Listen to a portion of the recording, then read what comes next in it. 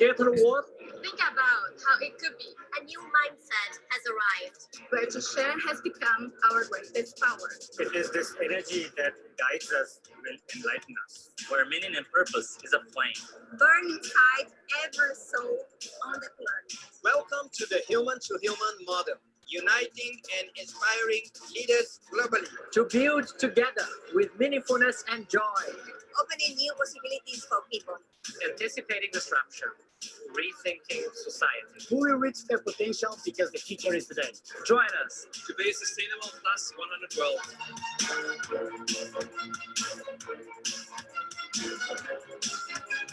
I think right now is clearly the way to act. Lack of clean energy will affect the Earth's core later. I find that when people begin making small changes, they gradually get bigger because they get this feeling that I am doing something. So we moved from greed-based civilization to human value-based civilization. Making money is a happiness. Making other people happy is a super happiness. Wondering about your future? So bring your DNA to us today.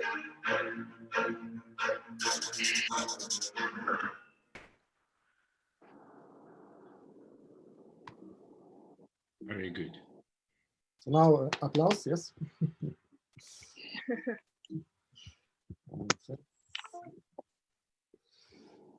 So just I would like to ask you, everybody who is not yet registered to the system, yes, like panelists, please register to the system, yes, because it's amazing networking. And already, I think we started only yesterday night. Already there is almost 250 people registered, I think. So it's starting very quickly. So I would like to welcome our speakers. First of all, Honorary Chair, Prince of Cambodia. Then Pranav Mehta, who made our welcome speech. We have together with us Murray Cameron. And for me, it's a bit touching moment because Murray was one of my first presidents when I joined solar industry. And even we look so young, it was like, I think 16 years ago, 17 years, Murray. Yes, it's quite a long time ago. Yes, yes. But Murray, he remembers that for me, photovoltaics, I thought it was something related to photo. And today we are working together, so it's really a touching moment, Murray, for me. And I would like to welcome Claire, yes, from Philippines. Hello, Claire, nice to see you. And already, you see, while inviting her, she already invited me to Philippines, so I will visit you very soon. And I would like to welcome Alexis Isakharov, who is CEO of Antac Solar, the company of royal family of Malaysia. And he's a very, very, very close friend of all of us. And also I would like to welcome Ron Sheng, who is Vice President Sales of Goodwe. And I believe that is one of the most visionary companies in the world. And Daniel, the founder of Goodwe, I would like to send him best regards. I believe that this is a really international person with a Chinese heart, but with understanding of international spirit. So I'm very proud also that Ron joined him on his behalf. So now I will. So the program is that. At the beginning, I will give the floor to Murray Cameron, who will moderate the session. Yes, Murray. And then I will try to, mute myself for some time. I will be listening in order to manage the next sessions. Yes. So Murray, I give you the floor. So everybody is from the panelists is here. Okay. Just we are missing Hitesh Doshi. I will write him. Yes. Okay, I'm back. It's working. Oh yes. Oh, now we are able to see you. Yes. Oh my God. Sorry. No, thank you so much. I'm so touched because we had a call recently with Prince Nari, also with Jean-Pascal, and we discussed actually about Cambodia and about the fact that it's so disruptive situation now for the country, but also people, they are so keen to all the new technologies, 5G, etc. So actually, maybe it's a good opportunity for the country with our event and also with the outcomes. Yes, because the outcome of this event is first to unite leaders around the world with this disruptive situation and to turn this disruptive situation into a positive CleanTech disruption. Now, let me give the floor to Murray Cameron. Excuse me, Murray, that you are waiting so long. No. Now you have the floor is all yours. Okay. So Dr. Murray, how do we start? Well, I'll just give a little introduction, and then there'll be a few questions and that we want to address.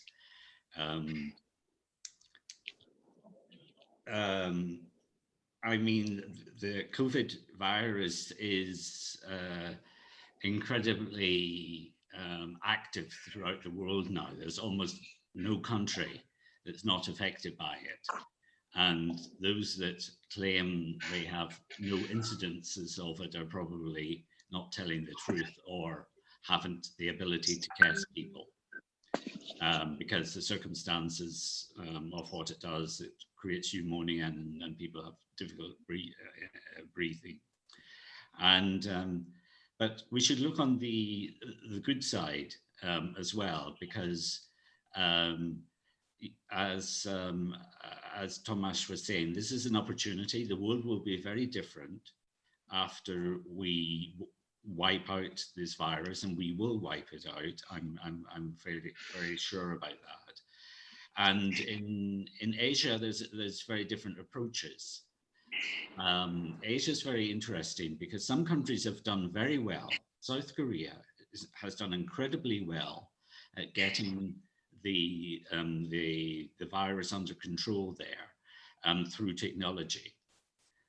And not very far away in Japan, they're in a terrible state because they're expecting a second wave to come. And at the moment in Japan, you get people taken to hospital where in an ambulance, and 80 hospitals reject them, and their health service is completely overwhelmed. So what does this mean for renewables and particularly for PV as we move forward? You know, my impression is that there are a lot of opportunities because this personal separation in PV systems is different from the operations of a conventional power plant, for example. And in an operation room in a conventional power plant, you've got a lot of people crammed together, and a lot of people, you know, can become sick because of that. And in wind and in PV, it's very easy to maintain personal separation between people when they're doing maintenance or inspecting sites and so on and so forth. So maybe there are every cloud has a silver lining sometimes, and you know, a lot of people are being affected around the world, and unfortunately people that particularly in the health services and that don't have enough PPE, personal protection equipment.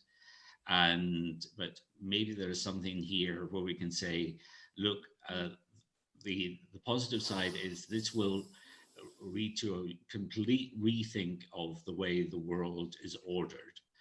I'm just going to throw that into the arena and ask somebody to comment on that prediction.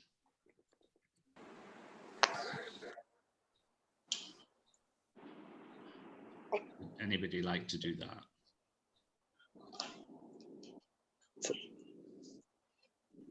Sorry. So anybody would like to comment on your question from the panelists? Well, maybe I could start by sharing the statement I prepared. Would that be fine? Yes. Go ahead. Okay, sure. Okay, so first I'd like to congratulate Tomas and the team for such a very unique organized convention. So let me start. In the Philippines, in response to the COVID-19 pandemic, the entire Luzon area was declared under an enhanced community quarantine, which restricted the movement of the population with some exceptions. Additional lockdown was implemented by local government units in Visayas and Mindanao. Now, the enhanced community quarantine was set until April 12, but was extended until April 30, 2020. The government has put up an interagency task force, which was set up under the Office of the President to contain the virus, as well as to manage the economic and social impacts of the lockdown. A national action plan was established by the agency to utilize the government's resources to respond to the current health crisis. Now, the agency is structured according to function.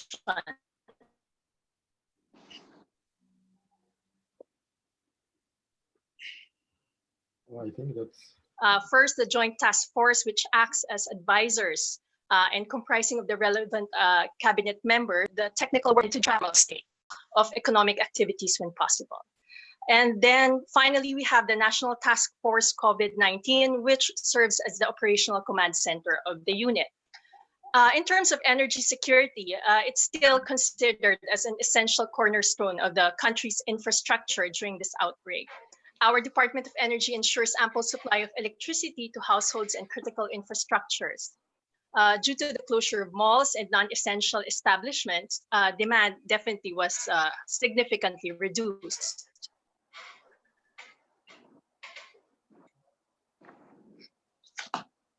with some issue with the sound.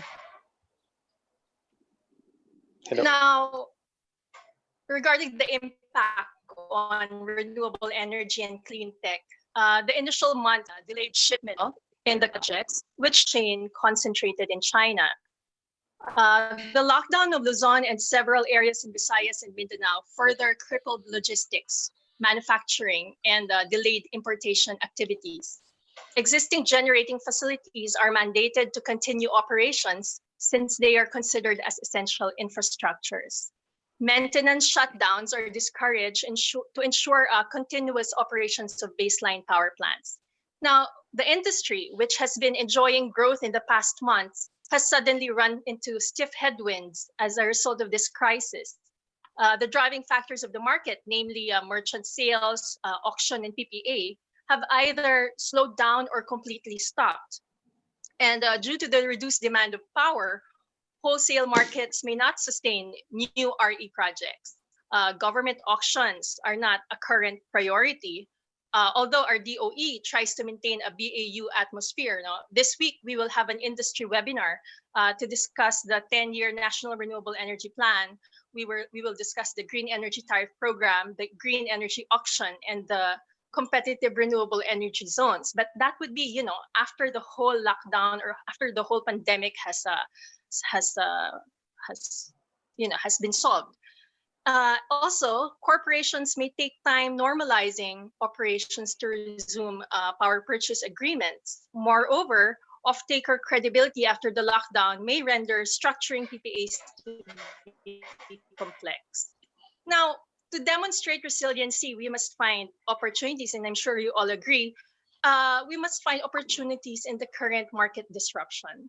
Clean technology has many attributes that prove to be useful in the emerging new norm. RE rates continue to be competitive while oil prices remain volatile. Current oil prices are at an all-time low, but the respite could be temporary. RE can provide security of supply. Energy independence is inherent in clean tech, especially in solar power plants. Once installed, it is virtually logistics and maintenance free, making it immune to external economic shocks. Such a situation offers stable cash flows that make these projects attractive to investors. This crisis may also be an opportune time for consumers to make decisions that before seemed radical.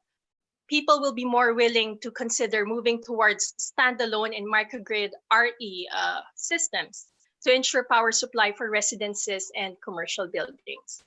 Now, the Philippines also has a priority dispatch provision, wherein RE technologies are utilized first before other types of more expensive generating facilities. This ensures continuous penetration of existing RE plants into the grid system. Moreover, the priority dispatch policy allows consumers to save more on their electricity expense. As a matter of fact, from November 2014 to August 2017, Filipino consumers saved a total of 18.7 billion pesos due to the cheaper RE rates scheduled first in the dispatch order.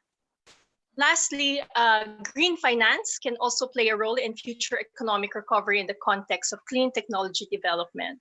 Green bonds, which are normally utilized for RE and energy efficiency projects, can also be used for critical infrastructure, such as green public transport or water management activities. So to conclude, I think definitely this pandemic is indeed a big blow to the economy and the industry, but we have to find the silver lining and to find new opportunities in the new market.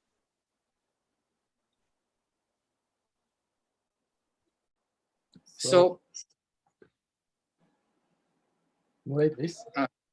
Now, shall I say something on India? Yes, please go ahead. You see, in India, we have enforced lockdown from 24th March onwards and go up to 3rd May. And by and large, it is being strictly enforced and it has given some results. Equally important is that India has increased the number of tests so that you can identify the real cases. Having said that, as far as renewable energy is concerned, we are having a series of meetings with the government through the video conference. Number one, on general policies where the force majeure clause has been allowed because this is an extraordinary situation in all the power purchase agreements. Similarly, there has been a moratorium given for at least 3 months, which may be extended to 6 months to people. Likewise, they are going to start manufacturing at least and some other renewable energy activities, because power is an important essential supply which has to be there.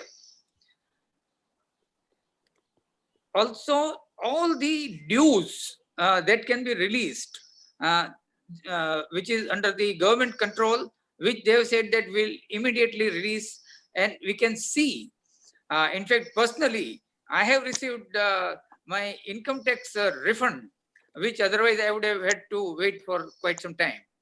So, government, whatever they can do is already they are doing.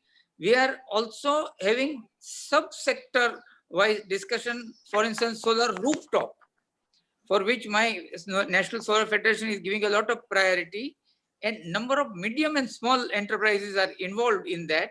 So the government has said that they will give all the support.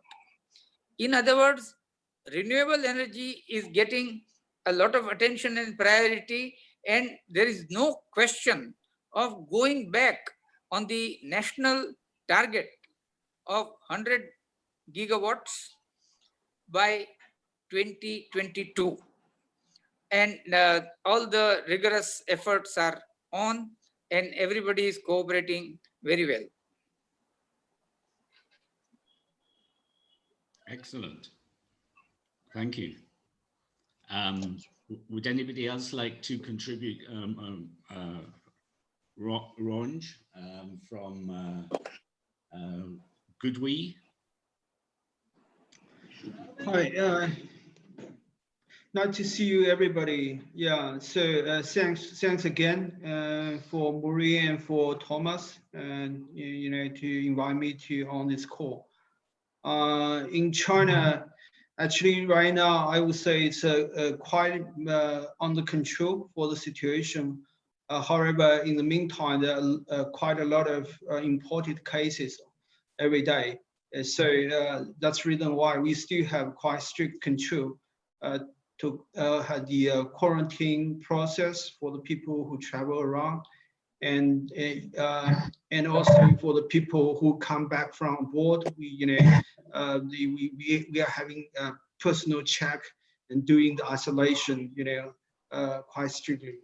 In the meantime, the productivity has been very much recovered, even though I think the demand still at the low end, because in China still people still most of people staying home, so like recreation, the travel are still very much restricted, and in the meantime, because China's economy also pretty much driven, quite significantly driven by a lot of export business. So when we see the demand in the overseas is slowing down, and that's also an impact on the economic side for Chinese government and for the Chinese companies. So and on the supply chain front, it has been a very big challenge from the early this year for most of the companies. For Goodwe, we have been working very hard to resume the work in first place.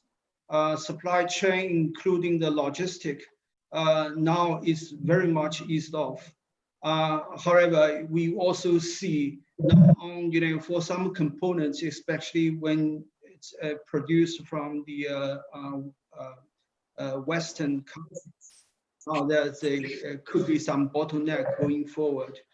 But in general, I think for the for China as a whole, we are controlling well, but in the meantime, trying to see whether there's a possibility to contribute to the other countries,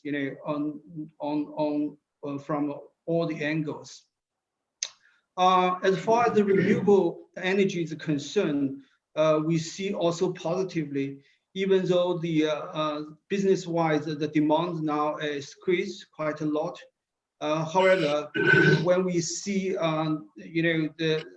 it's not going to be that tense anymore in other countries, because we see, even though today we are still seeing people locking down, but we believe the virus could last for quite some time until the vaccines comes up. But I think it's mandatory for most of the countries to open and also request the business to come back to normal. So we see, just like Thomas pointed out in the guideline, we think they're also gonna. There's already a disruptive way of brought by this virus. People, the whole life manner have been changed.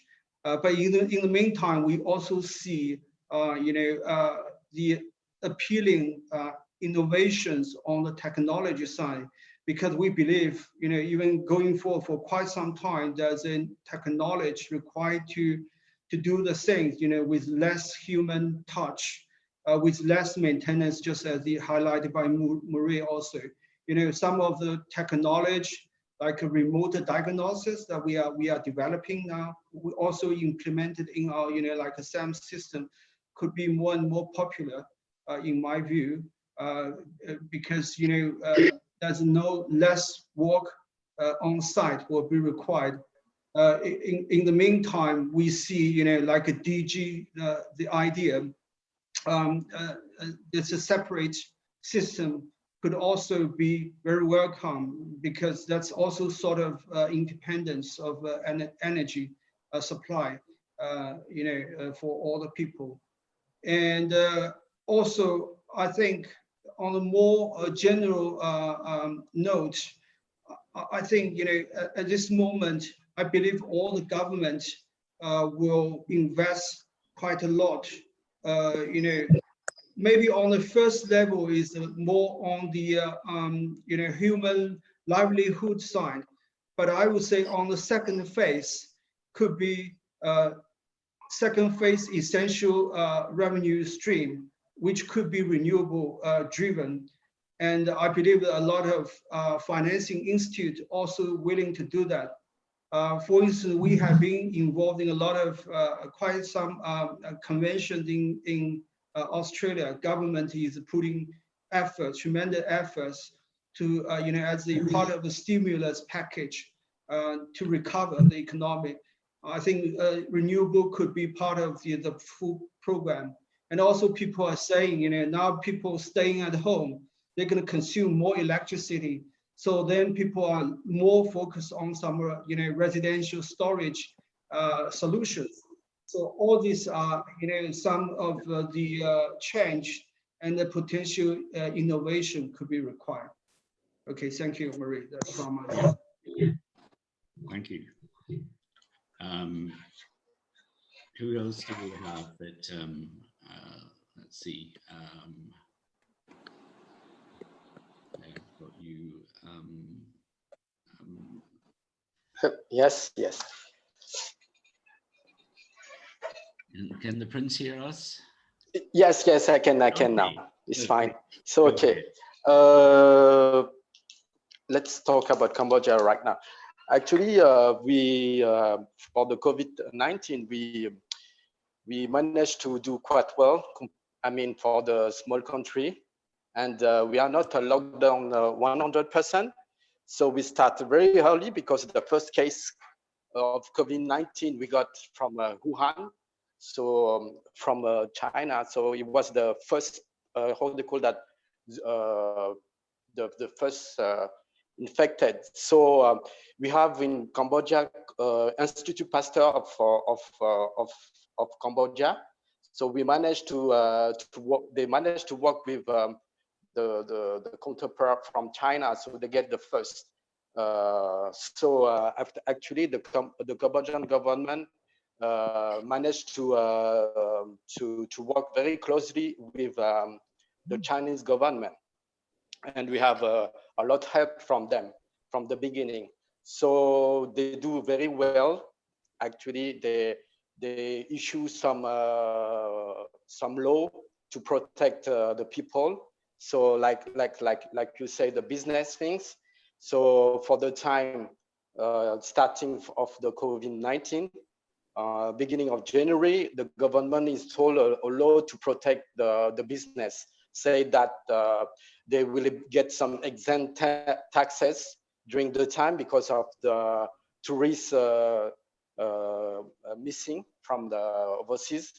And they also implement the social, for people not to gathering together for 1-2 months.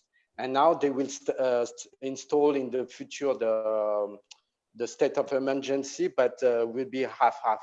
Means that people can still walking, but no more, how do you call that, club, entertainment.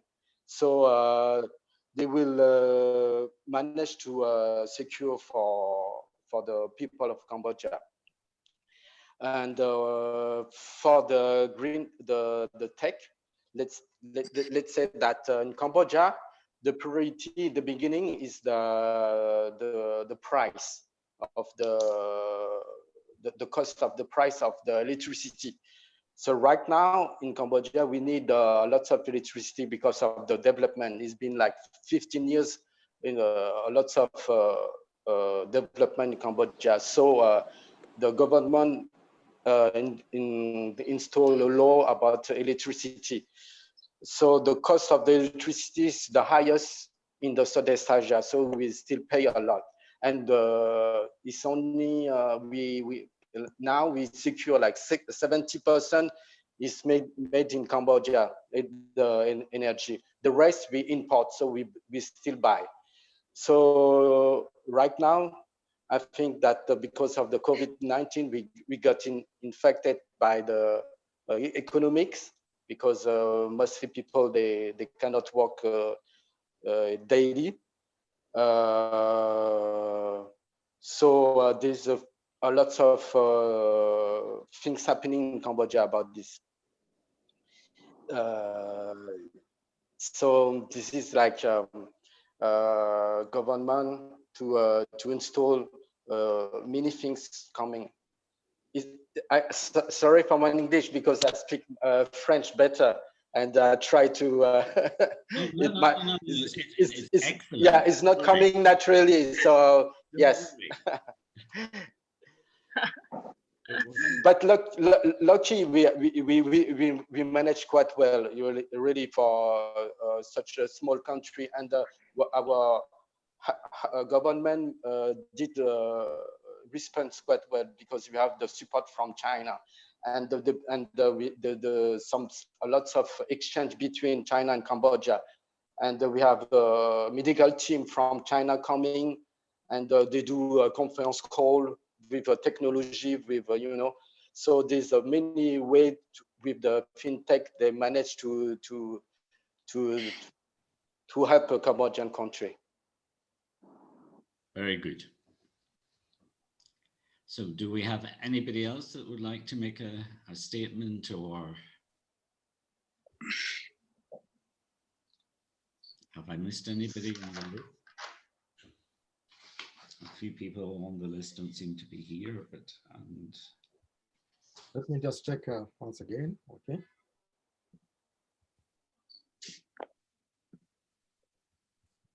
So now you can see the list of the speakers. We had some issue with Alex's sound, so he's trying to reconnect once again. Yeah, I saw that. And I would like to welcome also on the Zoom Prince Tunku from Malaysia. I see that he's in the audience. So now setting up things with Alexis. So hopefully it will work. Okay. Hopefully it will work very soon.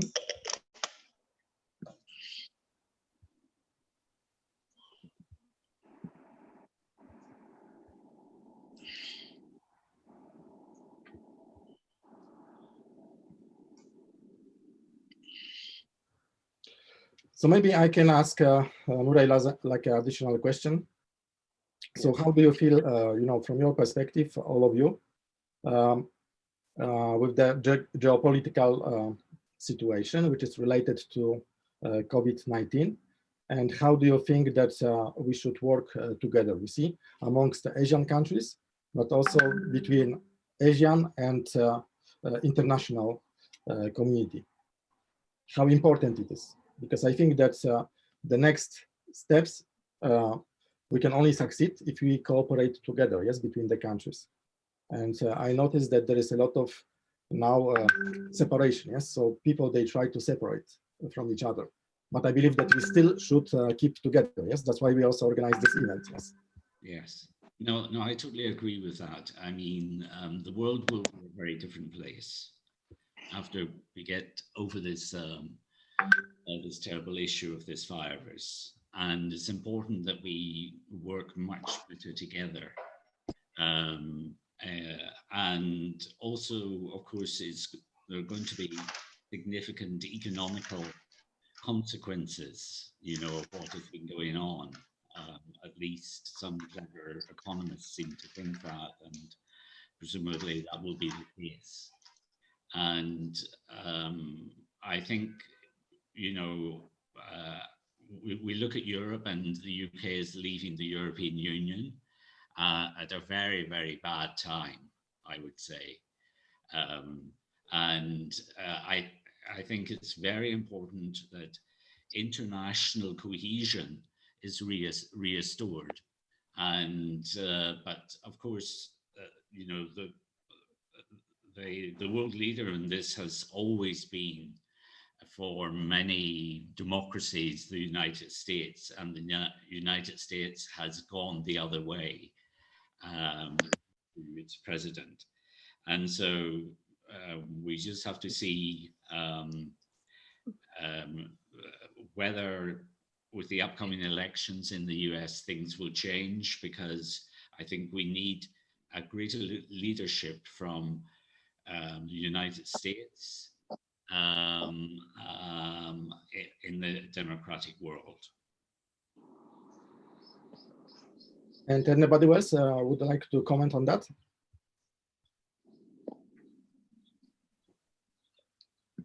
So please don't be shy. Yes, I think that every opinion is so important.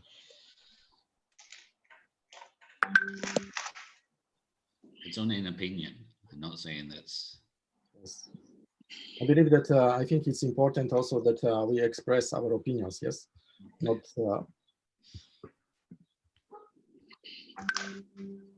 No. We still have some issue with the Alexis connection because there was no sound, and then I removed him because I tried to fix his sound. So we are trying to remove to fix it. So maybe I will ask Prince Nari. So how do you because Prince Nari is living in Cambodia, but very often is in France. Yes. Yes. So you're like a bridge between two cultures. Yes. And how do you think now this cooperation between the countries, between Europe, between Asia, is important in this COVID, but also later if in the post-virus era? If you would like to comment on that. Okay, for myself, I think that, like Mr. Murray said, that it's very important to have a strong leadership, and especially from America to show the way. And right now, it's not happening right now. And to cooperate, we can see the good cooperation between country and country help a lot. Right now, we can see the situation in Cambodia because of China. Give us some hand, and without that we cannot do nothing. So between country we have to think more like a different way, not to be selfish, I think, and we have to share more between us. This is my view, and especially because I used to live from Europe, and I think that will change a lot because, like you say, this is happening not only on the, how do you call that, part of third world, like you say, third world, like a part where the is happening in Asia, maybe in China, maybe in Cambodia. It doesn't happening in Europe, but now there is no way. Everything is linked, so we have to cooperate all together, like you say. The thing maybe in America, in Europe at that time when when the COVID-19 happened in the beginning of January, they are not prepared. So they think that it's not coming. And when it's coming, it's too late. If they have a good cooperation with China, maybe they will get more information or whatever with different countries. So I think right now it's better to be together and not think to be alone. This is my view. Exactly. Maybe I will ask this question also, Murray, if you allow, to Ron. Yes. So Ron, you are in charge of sales on the international level. So you are managing international partners. Yes. So how do you think, see, with all this COVID situation, how we should work together in order, to overcome the issue? Yeah. Actually, we have been closely working with our most of our partners in the past. We, of course, at the very beginning of this year, China have suffered a lot. At that time, we also appreciate a lot of understanding from our customers in Europe, in South America, in Asia, everywhere. They actually, most of them show their comprehensions and give us the support. On nowadays is also we know it's having very hard time for everybody. We also doing our best. For some partners, we understand they might have some cash flow issues. At this point in time, we just, of course, we have to control the risk, but, we will extend some credit terms as much as possible to support them. In the meantime, some of partners, we know they are lack of protective, medical care. We're also sending the masks, some gloves to them. And because at the end of the day, just like you said, Thomas, the world actually will be together, and we know that when we have a hard time, people just stand up to help us, and it's we, as a Chinese saying that we should return much more when we are back to the normal. Anyway, this is a really specific situation for everybody. But I believe, through all the efforts we can put through. And also, again, in terms of the renewable energy, I still see positively, because I see, probably in just near term, the demand will come back, and people, because I strongly believe people still, in Europe, in all the other countries, at the end of the day, people still have to work, and renewable is one of the critical sectors that people have to work. Otherwise, the whole world going to suffer more. So, even though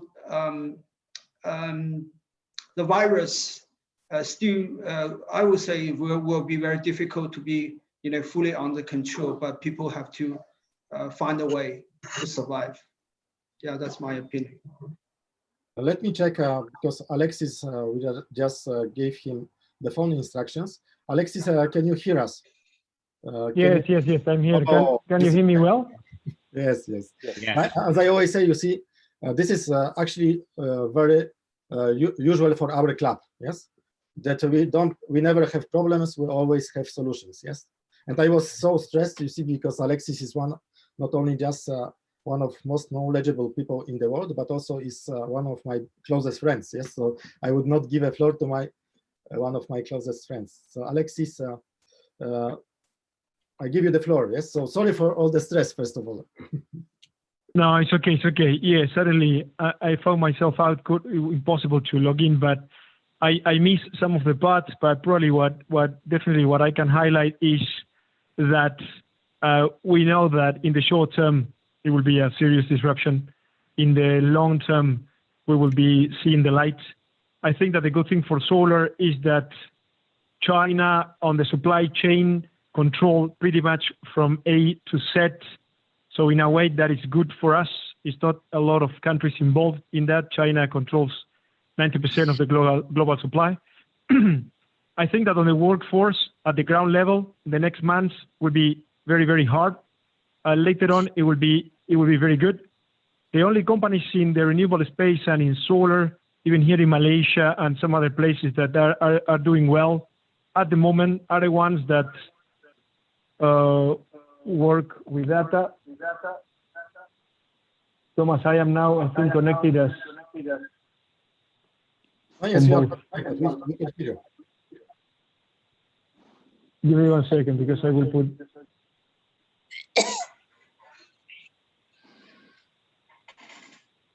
So basically, the idea will be to have that in mind.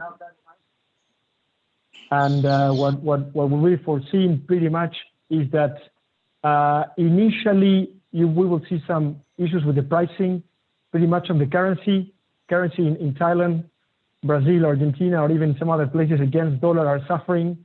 So that will force equipment to go up in price. That will be penalized also a little bit the projects. And once that gets stable, we assume that will be working back. The only problem that I'll probably start with the negative things. The other problem that exists is that most of the packages at the moment that the governments will be releasing, in many cases, will be reinforcing the traditional energy way. I mean, a lot of money will be going to, as we have seen in the US, to coal, mining, and other industries that are very far away from what clean tech means. So once, why is that? Because definitely the economic desperation now is so big that nothing is important. If you put climate change or renewable energy in perspective, and you can see a lot of countries doing the equation between economics and lives, it means, should I open the economic doors, and probably people will pay with their lives. We are seeing that dilemma. Imagine if we change the life equation for renewable energy. We know that most of the countries at the moment will be choosing to start their engines on the economic at any price. Some countries are removing restrictions on pollution. That is a very big problem for all of us. Let's assume that once all these desperation times end in a couple of months from now, everything will go back to normal. So we can definitely see the rise of the CleanTech as it used to be. So pretty much what I see is just a disruption for a short time. And the good thing also, I want to probably emphasize the good things. This is a good opportunity for all solar companies and renewable companies to start doing virtual selling platforms.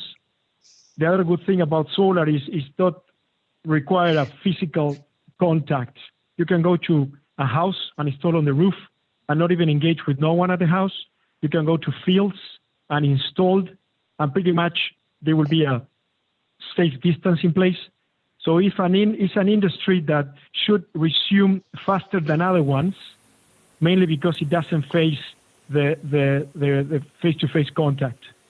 So pretty much, let's pray that we also will not face new waves, and principally in China, so they can keep running and most of the wafer cells and modules production going. So I would say if pretty much all goes as we are thinking, in some months from now, we should be able to see a good outcome.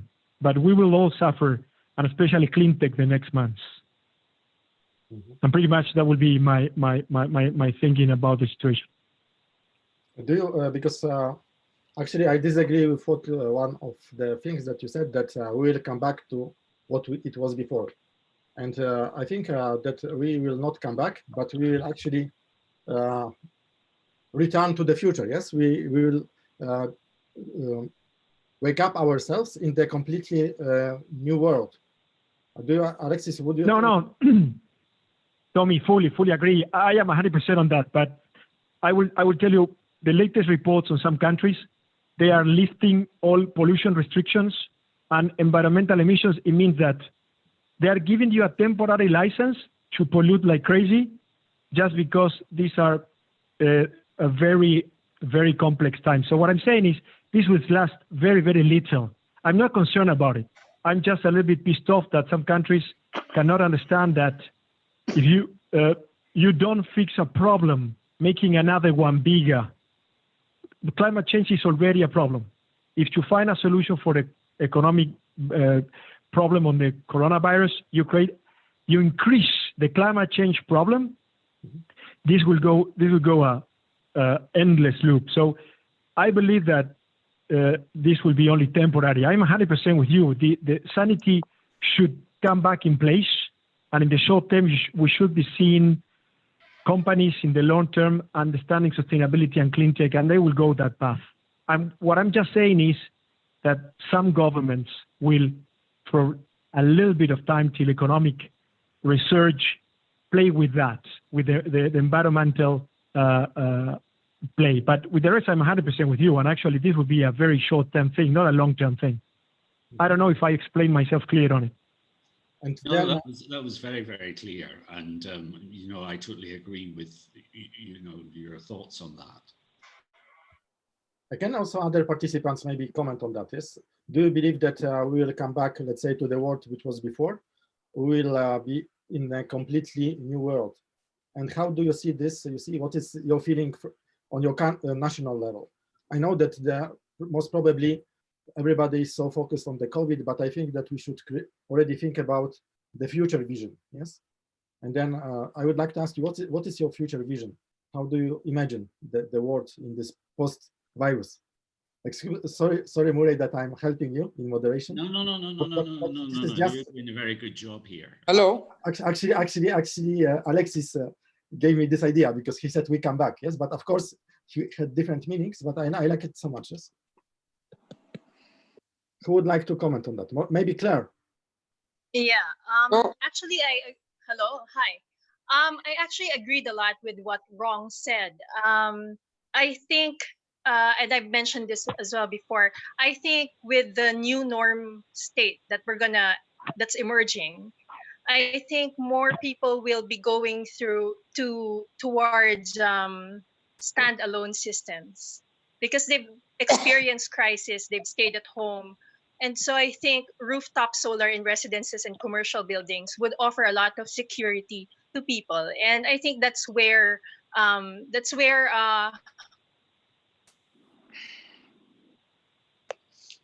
solar is gonna head towards, more on rooftop and on micro, like what Ron said about. I also work in the finance industry, and we're doing that as well. We're doing a lot of moratoriums and helping people to survive the economic and social impacts of COVID.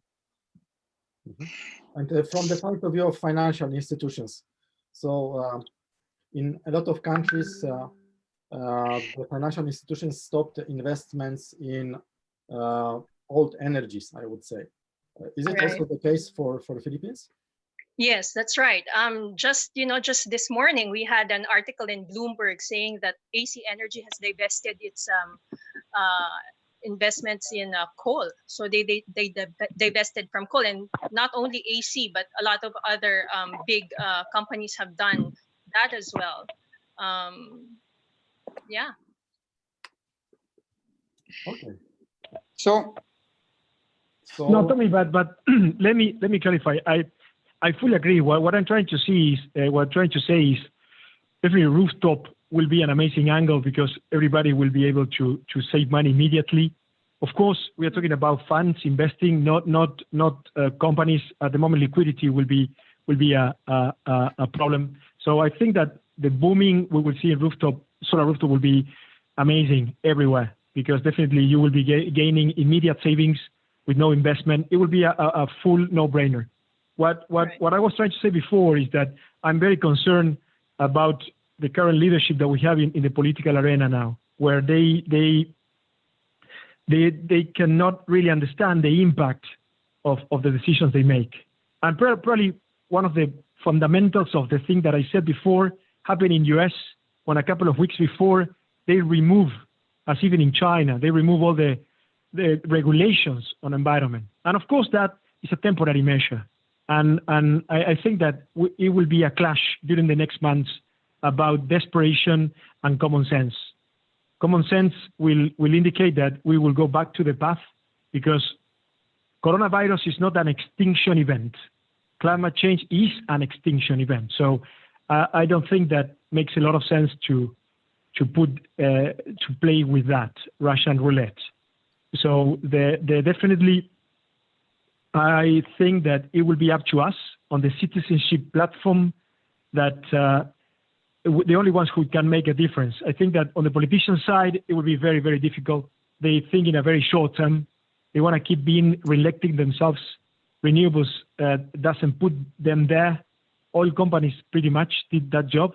So I think it's up to us all as individual citizens to start working together and create platforms the only viable and real solution I see, we need like 1,000 Gretas, and we need a lot of people individually supporting this. Because at the government level, it will be very, very hard. And they have their own agenda. And it's not green as we all would love to. There are some exceptions, but I think that if we work at the citizen level, and we work very hard on it, we can make the difference. And maybe I will ask Ron, yes, because sorry, Murray, I'm No, go ahead. Because I think it's interesting because China was the first country, let's say, who came back to the work, yes? So let's say that you started working, yes? And did you notice the difference between, you see, the before COVID era and today? And how do you think, you see, it will happen also in other countries from your experience? Yeah, that's very interesting question. You know, I have been traveling around the world. You know, I know the difference between China and the rest of the world, you know. So in China, you know, if you are living in Shanghai, I mean, Shanghai just an example. If you today, there's almost zero case, I mean, domestically in China, in Shanghai. But if you walk around on the street, everybody wearing masks. Everybody is keeping, you know, proactively keeping the social distancing. Of course, China, it's a quite top-down, political system, but people, I think they also know what to do. I mean, that's part of, the good part of the China. Of course, there's also some disadvantages on there. But I think, again, I think in my view, China, the government, even though they also made mistakes at the beginning, but I think, try to lock down 60 million big city like Wuhan right before the Spring Festival was a big deal.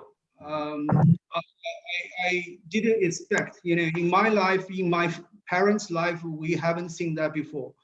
But I think China did the right thing. Nowadays, if you look at the other countries, I think some countries, I think every country should find its own way to prevent this disease spreading.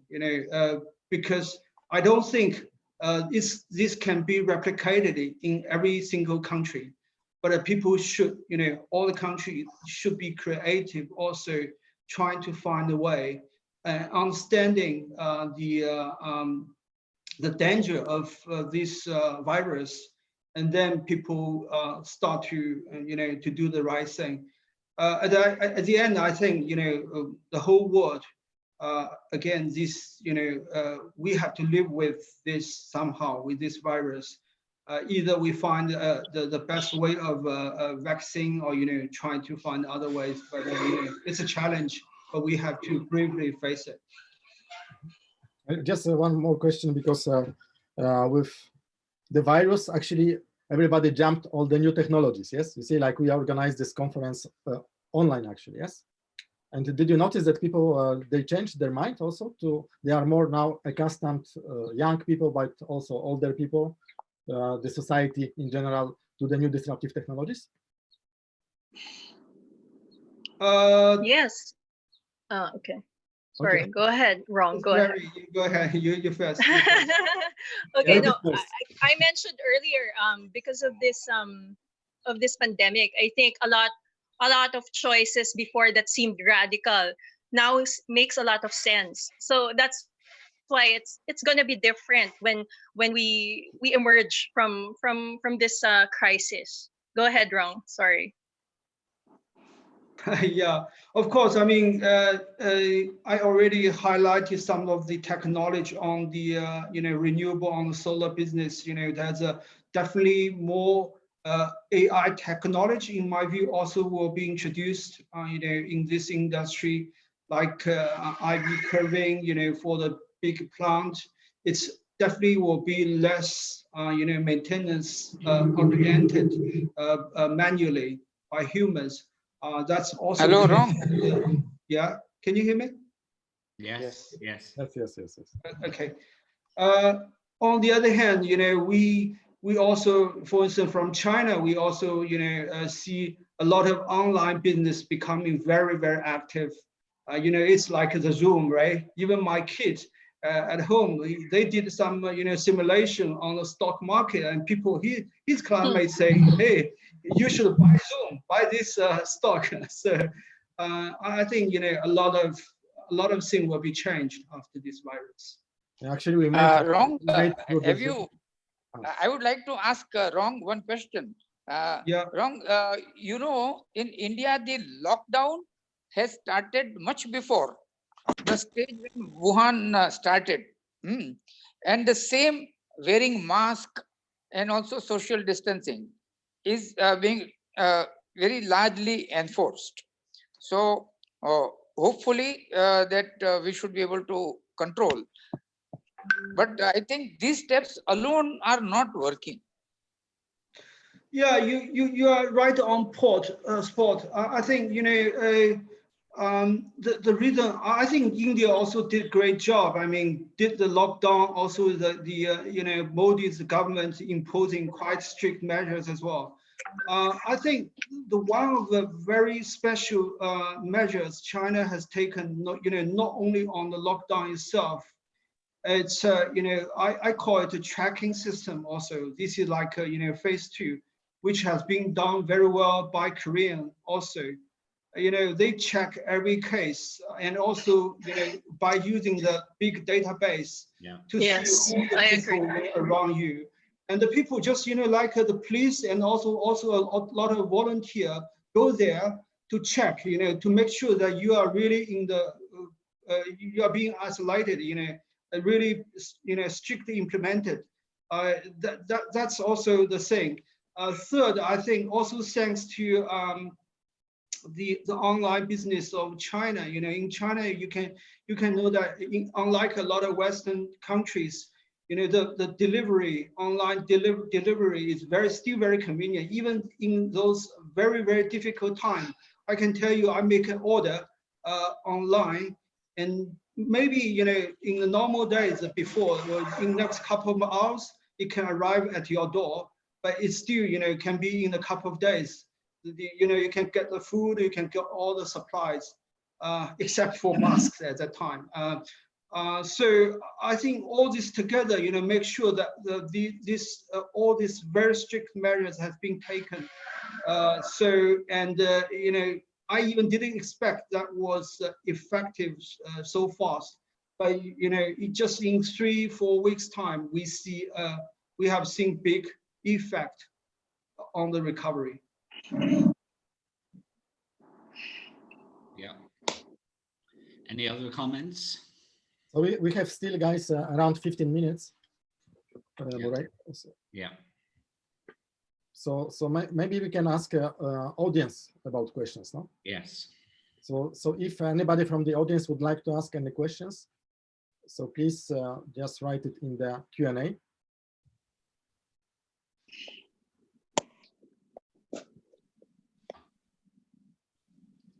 For the moment, we don't see any questions.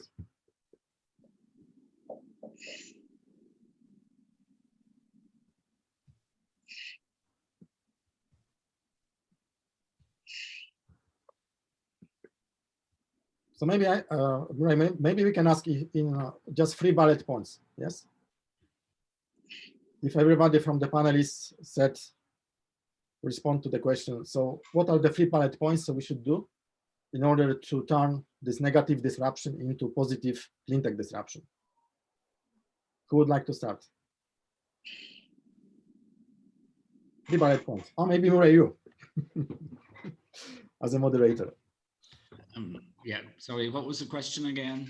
The question, what in 3 bullet points, what we should do in order to turn this negative virus disruption into a positive CleanTech disruption?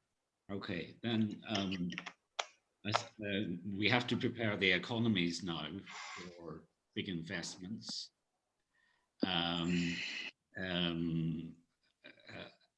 And make sure that we target the investments accurately and properly, and that we understand concepts of how we want our economies to move forward. I mean, the virus will also have an impact on a lot of the world's banks as well. Let's be very clear about that. And so we have to be careful that the financial system stays liquid. The EU has a program of investing, European Union, a lot of money over the next few years to get production up and running again. I mean, I'm here in Germany, and in Germany, of course, where we have a big production base, you know, we're a big car manufacturer, a big car exporter, and all that has stopped basically at the moment. And we have to invest in those areas, get people back to work, very important, because, you know, lockdown is nice maybe for a few days, but for several months, it can be very painful for people. Yes, yes. So I think Claire would like to, yes, like a second question. I think we have to be more open-minded moving forward, because we already have all the instruments available to us. We have the technology, you know, we have big data, we have, as earlier mentioned, there are attributes of renewable energy that can actually help in the new era that we're going to face. And politically speaking, I think our politicians are very important in terms of the leadership, because as of the moment, they have a lot of the control right now. For example, in the Philippines, we're all in a lockdown, and it's all, based on the decision of the government. And in terms of the economy, I think financing systems and suppliers, must be open to helping also people get back in track by providing extended credit terms. And we have in the meantime some questions from the audience. So one is that is coming from Amin, from our chair of CleanTech Business Club in Saudi Arabia. So hello to Dr. Amin. So he writes that there is so a lot of articles about manufacturing expansions. And do you think that such plans will be delayed because of the virus? I think maybe wrong. Yes. How do you see that? No, Tommy, any of us can reply? Yes. No problem. No, on the manufacturing side, of course, on the expansion side, I think that there will be standing by. I think that we all should keep in mind that the moment we are on unknown territory, it means that this is still going on. We know that this is changing almost by day. News from yesterday are all to compare today. I think that to play safe till the demand is not clear and the supply chain cannot come back to normal, it will be very difficult. For one main reason, everybody will want to hang on to their cash. Now, the cash flow is the key to survival. No one will be using that cash to something else that to keep afloat the business. That comes also with a problem with some oil companies like Shell, where they were using the cash to promote the renewable energy business. Now we will see that a lot of other players, like oil companies, that they were trying to go into renewables, they will use their cash to their core operation. We will see some immediate retrieval funds from a lot of parties that they will use them for their own survival. Once that passed, everybody will start expanding, extending, and of course, going on more sustainability and clean tech. So I think that at the moment, mainly because when everything is unknown, you don't spend by definition. And that's where I see that expanding will be quite difficult.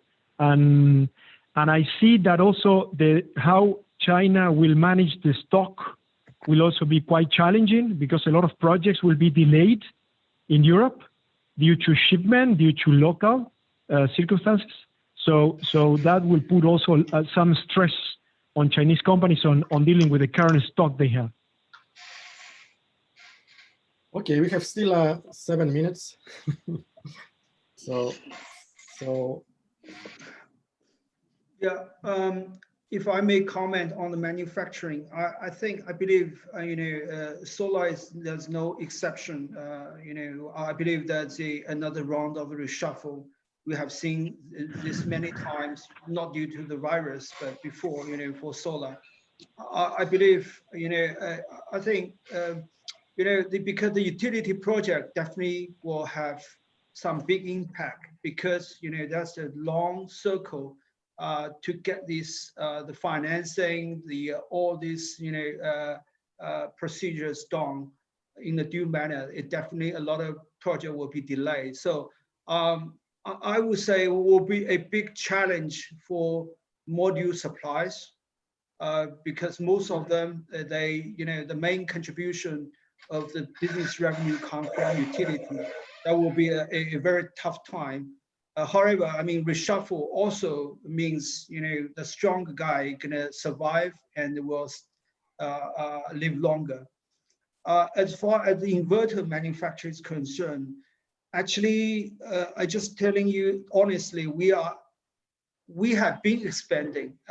We are still going to expand.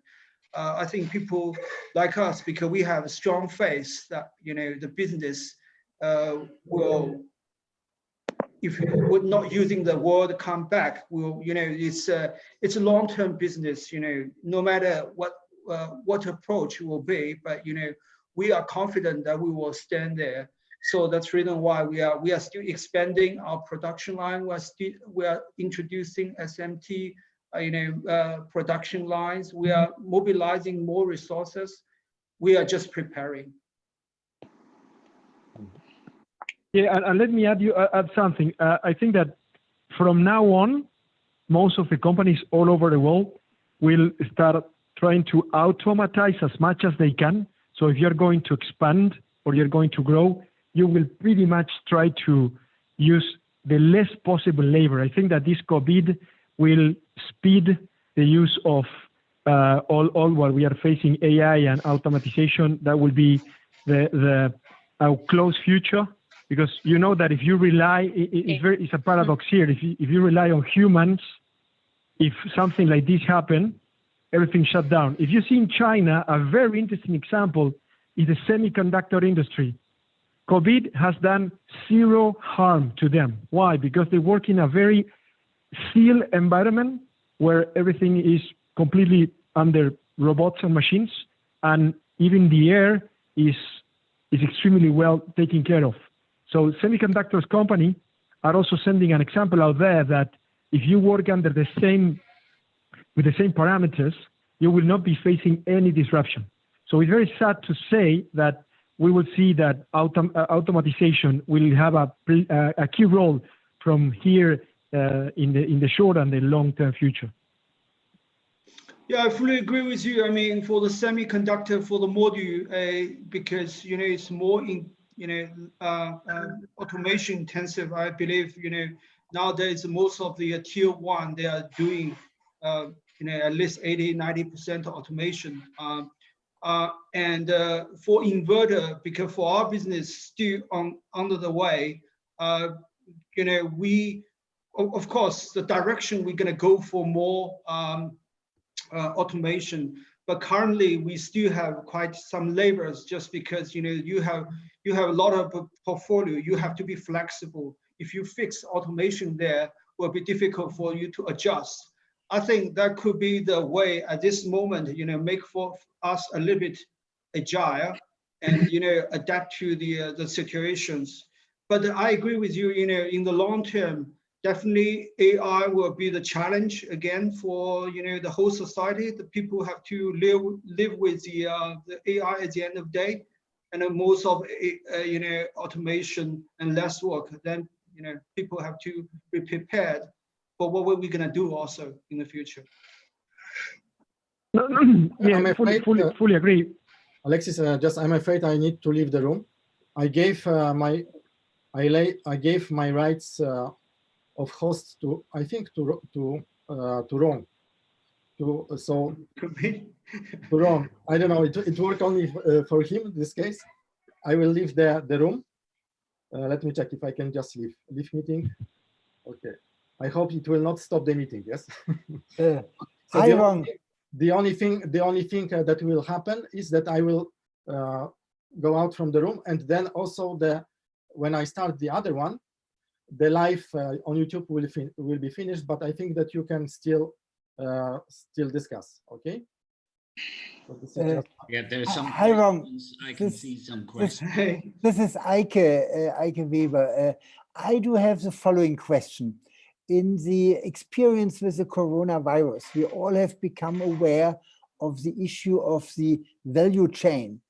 And I think in terms of PV, it is not a very good prospect that the value chain always starts in China. It's the same as we had with the surgical masks and many other products. Do you know about efforts already to start PV production in Europe? Because at the moment, Europe is the white area in terms of the world map of PV production. And it's a very exciting market, of course. Yeah. You are restricting it to only Europe, it's okay. Otherwise, a lot of effort in India as well. Yeah. I think, you know, Europe, like especially at this moment, East Europe, countries like Hungary, like Poland, then East Asia, like India, like Thailand, Malaysia has been seriously considered as the options of the manufacturing. You know, even Vietnam, I mean, due to different reasons, right? So yeah, at the end of the day, I mean, nowadays we also got the news from, you know, US, they want to impose more sanctions. They want to subsidize, you know, on the manufacturer who have been in China to just escape from China. But I think gradually for China to grow furthermore, at least from our company perspective, you know, when we grow more, we also considering to have another place for the manufacturing. You know, this is also kind of risk sharing. I think that's it's good you know, strategy. at the end we have to do that. Yeah.